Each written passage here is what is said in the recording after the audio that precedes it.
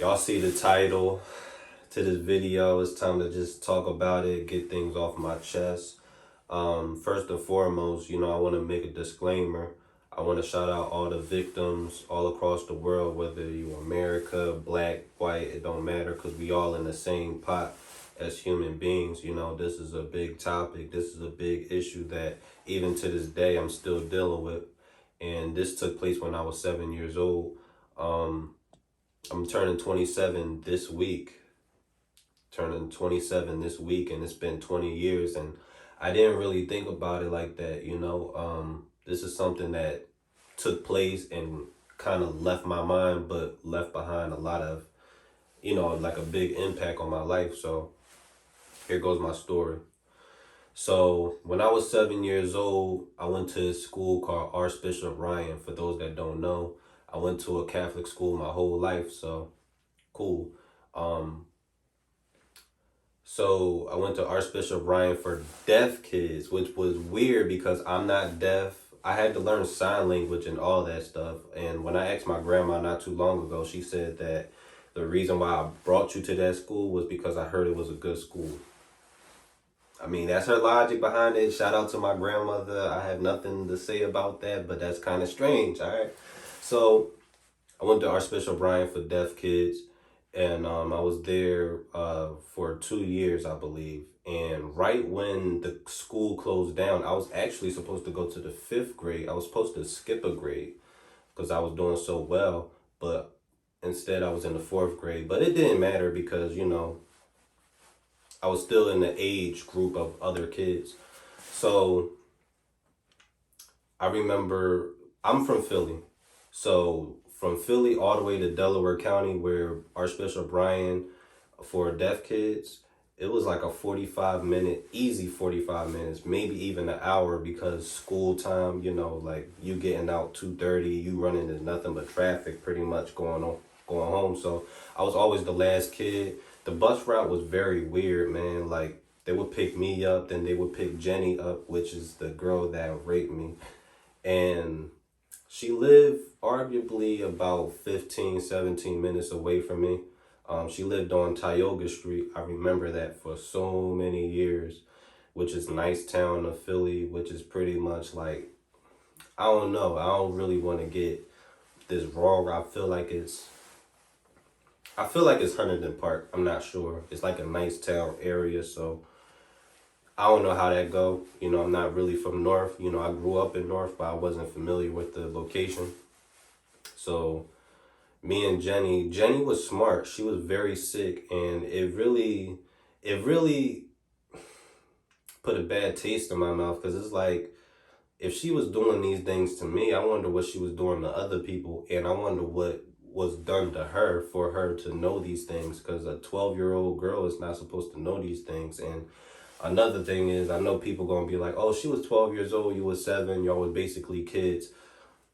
What you don't know is that, well, what some people don't realize, like at 12 years old, you know right from wrong. You know that you're supposed to keep your private part to yourself, not to touch others. I knew that at 7 years old, but I was so afraid of Jenny because she was big. Y'all can see in the picture, like, Jenny wasn't a small girl. She was huge, yo. When you small, everybody is huge. I was the youngest out of the whole classroom, because Archbishop Ryan for deaf kids was a joint school. It was St. Gabriel's, which my cousin went to, and then Archbishop Ryan for deaf kids, which was basically the kids with disabilities and all that. So yeah, I remember on the school bus, it was me and Jenny, and all the kids were scared of Jenny. It wasn't just me. So Jenny used to do things like giving people the middle finger, talk about them, cuss at them, cuss out teachers. She was just completely obnoxious, just looking back at all the things that she did. And they tried to give her a chance. It was almost like they knew she had a problem or something. I'm not really sure what was the issue there. I don't know if it was a mom. It could be the mother, dad, uncle, cousin, next door neighbor. Who knows, man? But we need to stop this cycle. So pretty much just going into details, Jenny would Okay, so like I said earlier, Jenny would play it smart. So she would treat me like the other kids. She would give me the middle finger, blah blah blah blah. But in my mind, me and Jenny was cool. Me and Jenny had a good understanding. She used to let me have her little Nokia phone, not the flip phone, but the actual Nokia back when AT&T was singular. And it used to have these two games. It had two games. It had the ping pong and it had the snake on it. And Jenny used to let me play on her phone all the time, man. She would always show love. So I would be playing ping pong, you know. Oh man, like, you know, it's sad, man, because Jenny was really a good person, and I really looked at her as a friend. But she also had this dark side to her where she would be like, yo, meet me in the back of the bus or whatever. And, I would be having like a bad day or something like that. I would be having like maybe a bad grade or something. And Jenny would be like, yo, don't worry about it. I'll do something for you, to make you feel better. And what she used to do, she used to give me oral sex, she used to give me that head, that slap tappy, you know what I mean? And I was 7 years old, she was 12 years old, and she used to do this consistently. It was almost like an everyday thing, routine. And I wish we had like bus monitors on the bus to, to pretty much just protect the kids, like security, because this type of stuff really put an impact on a person's life like me. And, she used to do this periodically. I remember this one time, I was looking out the window. It was on the left side. And the truck driver, for some reason, I just thought that he was looking at me or whatever.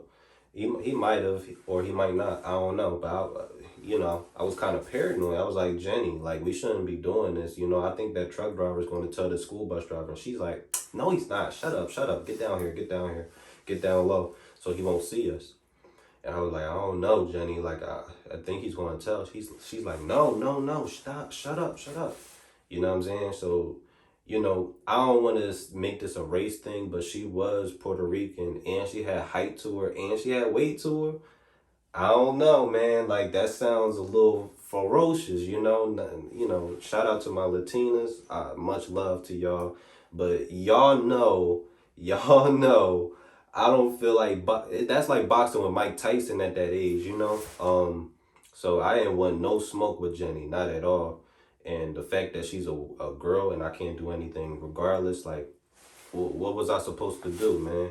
And I remember me opening up to females talking about the situation, and this generation really, I don't know, man. Girls will be like, "Oh, well, did you like it? What do you mean? Do I like it?"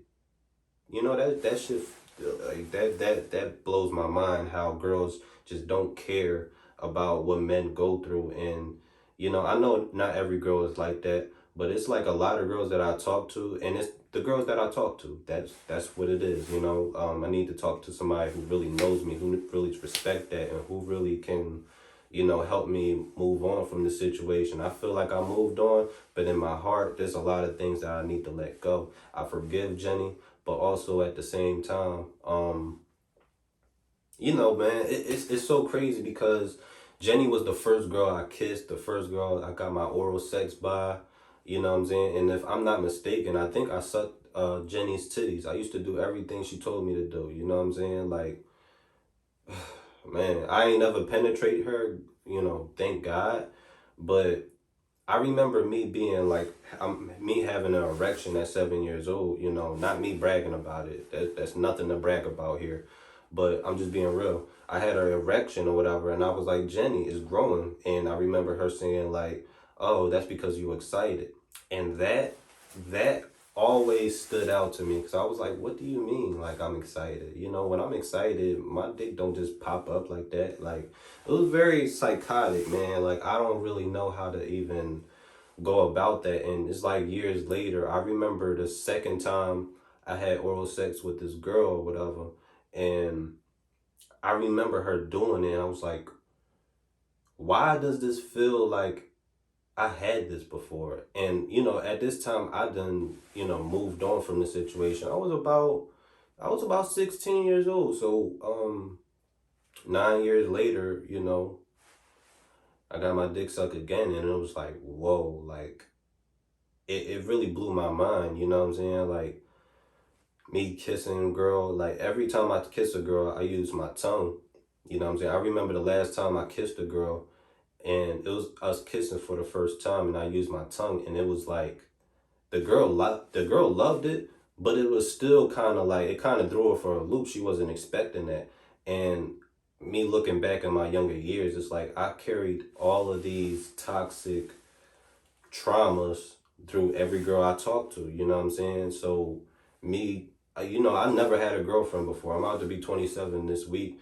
I never had a girlfriend before. I never, had a girl I just take to the movies, on dates. I've been on dinner dates. I took a girl to the movie, but it was separate girls. Like, just the regular teenage love type of thing. I never really experienced that. I didn't have my car until I was 21 years old, so it was very hard for me to just like hop on bus to bus to bus. Plus, I had a strict grandmother. Um, and that's another thing too. When I was young, man, I was dealing with the death of my mom. Um, my mom died when I was 2 years old, so I was still trying to adjust myself to this world. I still never really healed from that. My grandfather being in the hospital when I was 7 years old, I never really recovered from that, even though he's still living, thank the Lord. But experiencing all of that at 7 years old and then turn around and getting raped by a girl is just, I can't make this stuff up, man. At 7 years old was a wild time in my life. It was 2002. That's when good music was out, man. That's when Usher was on fire, Alicia Keys. I know, it's kind of like looked down upon, but R. Kelly was on point around those times too. Lil Jon, the Crunk era, Ying Yang Twins. So this was a very big time in my life, and I remember every single thing about this, and it's very traumatizing, revisiting that. And I feel as though not only females but men should be more vocal about it and more understanding. And we all need to join together because we need to put our foot down and really put on for the next generation, set an example, and let them know like you're not alone in this. You don't have no reason to be embarrassed.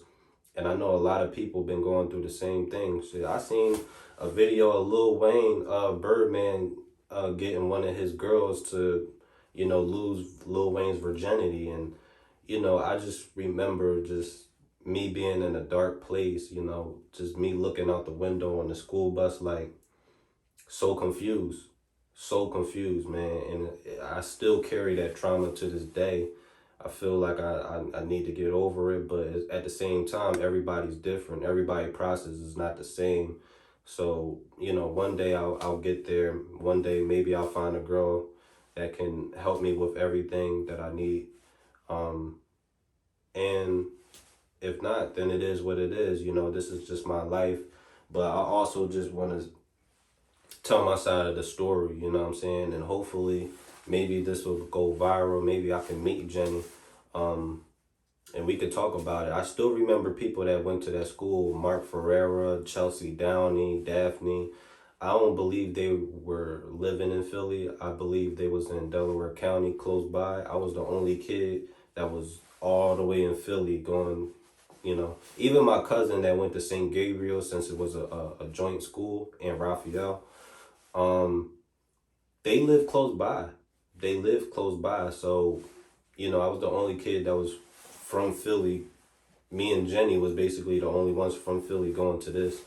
And yeah, that's my story. So make sure you guys like, comment, and subscribe. This was a lot, man. Out of all the YouTube videos, this was a lot to deal with, man. And if you stayed here to listen to the whole story, thank you so much. More videos on the way, more positivity on the way, and we gonna shine, man. One way or the other, we gonna find a way to do this. We gonna find a way to forgive people and forget, and we gonna have more strength, man. And I also talked about this in my album. I'm gonna put the link in the description below. Make sure you listen to my album, Take the Pain Away. I'm coming out with my sophomore album, Give Me Strength. So yeah, we got a lot of things to discuss, man. But until next time, fresh cuts.